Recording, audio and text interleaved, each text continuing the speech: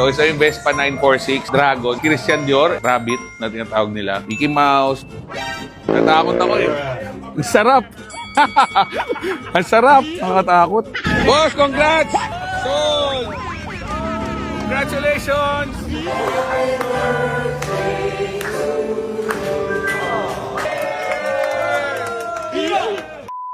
Yun, ngayong araw guys, syempre, tapos na tayo bumili ng motor. Ngayon naman guys, pupunta tayo dito sa Vespa Malolos. So yung mismo yung ari dito guys, si Boss Richan, birthday niya, birthday tayo. E dala tayong pang regalo sa kanya, di ba? Pang konting regalo, pang alak. Ba't hindi naman black label binili mo? Grabe ka naman. Common na yun. Saka sa akin galing to, Jameson. Ha? Oo, birthday tayo ngayon, makikikain tayo. Hi boss! Nahanap ka na, sir. Ituloy mo muna yung ituloy natin. Dito, sir. Tutuloy Pwede pa mag-drift dito? May helmet ka ba? May helmet ka. Hindi na kailangan helmet niya, 4 wheels eh. Nakantay ka na ito, sir. Nakaraan pa eh. Di-drift natin. Napakaganda ng sasakyan. Happy birthday, boss! James, personalized. Alam mo, thank you. One coffee stub. Ba't gano'n? 1, 2. Number 1 ako. Siyempre po. So wala pang ibang kumukuha nito? Wala po po. Oo. Number 1, tapos number 2, 3 kasunod. So ano ako, early bird? Yes po. So may premium Vespa yung early bird. Okay, coffee stub tayo, tsaka food stub. Let's go. Sa mga hindi nakakaalam guys, itong Vespa Malolos, isa to sa malalaking Vespa na store sa Pilipinas. So dito ko makakita ng mga mamahaling Vespa. Tulad nito. So isa yung Vespa 946 Dragon. Sa mga hindi nakakaalam guys, ito yung mga limited edition. 150cc lang yan. Pero iba to eh, iba itsura niyan. Tingnan mo. So bawal ang gas ba? Bawal ang gas, napakalaki ng likod. Yung Vespa 946 guys, so maraming nilabas yan ng klase. So merong Christian Dior, ito isa sa pinakamahal. Familiar ka naman Christian Dior, di ba? So mahilig ka sa bag. So ganito yan. So kung ano yung tela ng bag, yung tela pati helmet, di ba? Sa mga hindi nakakaalam guys, ito umaabot ng presyo na ito. Siguro mga, ngayon baka 4 million, mga ganon. Pero ang SRP talaga ng 946, nasa 946,000 lang. So ito naman yung Rabbit na tinatawag nila. So after Rabbit, ito naman yung lumabas, yung Dragon. So kukumpletuhin nila yung Zodiac sign, lahat yan. So ito yung pangalawa. Ngayon, may ilalabas dun mamaya. Hindi pa natin nakikita. Abangan natin yung guys. So mamaya, bubuksan yan, makikita natin. Dog ako eh. Dog eh. Baka sa Mio lang ilabas yun yung dog.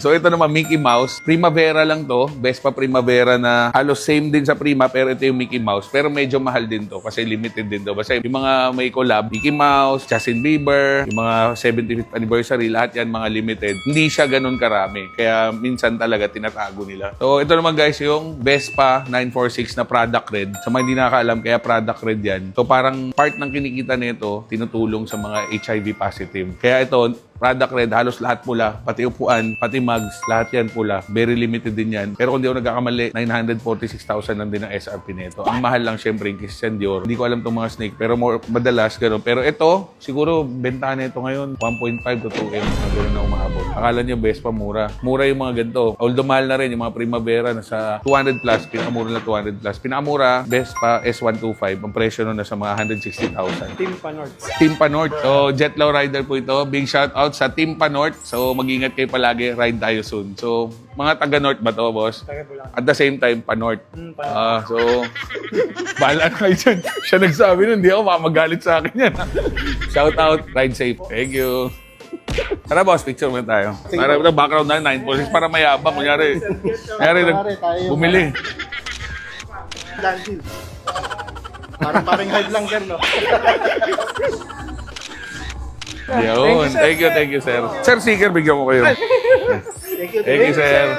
Hanggang mamaya naman kami dito, sir. Mag-iinom tayo, ha? Ayan. Sir, meron ano ba? Thank you, sir. Thank you. Baka sawa ka na sa mukha ko, sir. So, galing din pala tayo, guys, ng Bukawi, Bulacan. So, dala natin yung Tamaraw. Tapos, meron tayong binili na Harley-Davidson Sportster na 48. So, mura lang natin bibenta yung mga 600 lang ulit. So, sa mga hindi nakakaalam, guys, yung Vespa, sobrang luma na niya. Ito yung tinatawag na Vespa na 50s. So, small frame kung tawagin. Ganda na ito kasi, tinanggal yung pintura, binapping lang siya. Kung di ako nagkakamali, tawag nila dito yung patina na tinatawag nila. No? So, parang all stock, wala lang pintura, lumalabas-labas yung kalawang niya. Mga hindi nakakaalam guys, umabot ang presyo nito ng mga 180 hanggang 250,000 siguro or more than pa. Depende sa sitwasyon ng bike. Ito luma rin to eh. Hindi ko nakabisado yung ibang ganito eh, pero ito isa rin sa mga luma to. Ito PX, Millennium na PX, kung di ako nagkakamali. Hindi tayo sobrang galing sa Vespa pero ayon sa nakakaintindi natin, ito yung PX 150. So brand new price natin nito mga 100,000 o 150 lang. Meron ngayon umabot ng 400 to 500,000 ang bentahan. Nagkaroon tayo nito once pero mahirap i-drive to kasi dito ang clutch tapos dito yung cambio niya. So grip shift ang tawag. Kaya mahirap. Inakita ko tricycle. Oh. Ganda diba? Binibenta kaya to. May nagpapahanap sa akin ng ganito eh. Diba? Gusto mo sumakay? Parang di ako kasya dito eh. So ito, Vespa Primavera na base, 150cc pero nilagyan siyang tricycle. Pero hindi ko alam ito kung nabibili or gawa. Pero pagkakita ko parang gawa siya eh. Ganda no, Toda. Kaya logi ka dito, isa lang pasahero. Ayoko lang yata kasya dito. Ano pa? Talagang sakto ka isa no? Pag ako hindi kasya dyan. O ito guys, pwede kayong pumasada. Vespa Toda ang tawag. Pwede ba ito kuya? Bagay ba sa akin? Ang pasada. Yan ang lugi sa pasada to kuya, isa lang sakay. Sir, dapat di ba mahilig kayo mag-loop ni madam? Try nyo kaya to. Matatraffic ka. Pag na-traffic ka, patay ka, pawis ka dito. Saka helmet ka pa, no? So, hindi tayo ngayon guys, backdoor. Backdoor ng Vespa Malolos. Daming Vespa pa dito. So, meron pa sila guys yan, mga small frame din ang tawag. So, 50cc, 2-stroke. So, sobrang luma. Very good condition. Maabot dyan, 200,000. Hindi ako. Dali ah.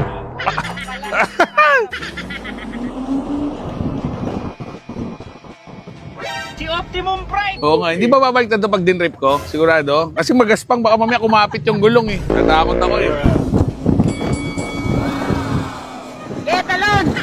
Ang sarap!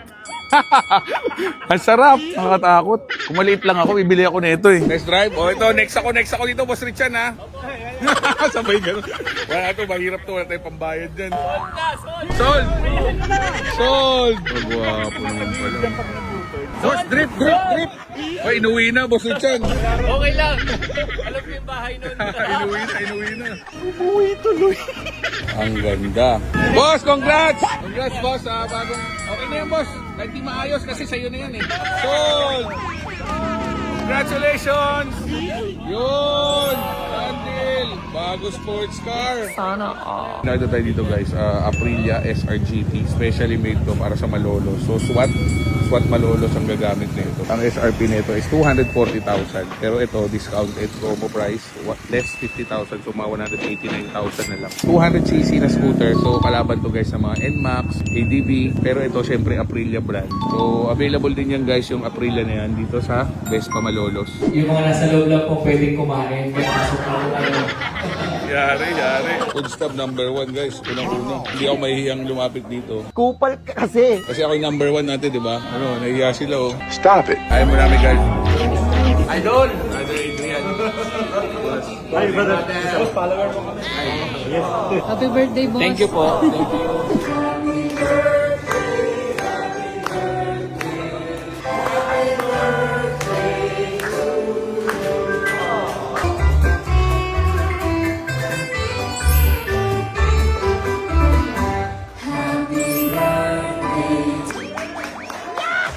Thank you very much po.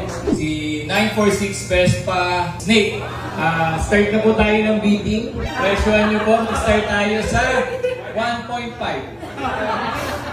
Ang agad daw po na 1 eh. 1.6! 1.6!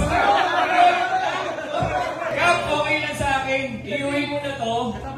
Lifetime naman ako magpapagasolina sa inyo. 30 million, kasama yung kotse. Wish ko for Richard is makamit pa niya yung iba pa niyang dream. So, ang next dream daw niya is sports car. Si ikaw na bahala. Sports car go. Ikaw ulit. So ito, ang kakaiba dito guys, ang kulay niya, matte finish pero white pearl. Tapos may snake dito. So ang grip niya guys, parang balat din ng ahas, no? Kaya snake talaga. Pati yung upuan niya, parang balat din ng ahas, kaya snake siya. Ang hinakalaman sa Serpinate is 900,000. Grabe guys, first time natin makakita ng Vespa 946 na snake, no? Kompleto na yung tatlong Kojak sign ng Vespa 946. So, kumpletuhin siguro nila. So, antayin natin yung mga susunod. Once a year lang nila nilalabas yan guys. Gusto nyo maging koleksyon yan, medyo kayo palang simulan nyo na.